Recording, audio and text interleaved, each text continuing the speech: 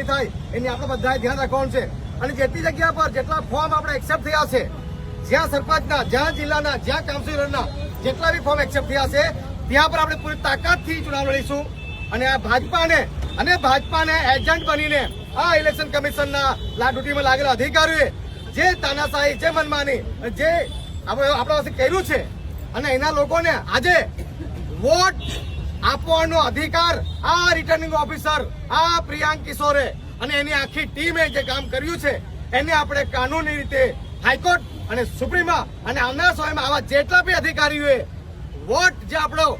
fundamental right છે એને હક,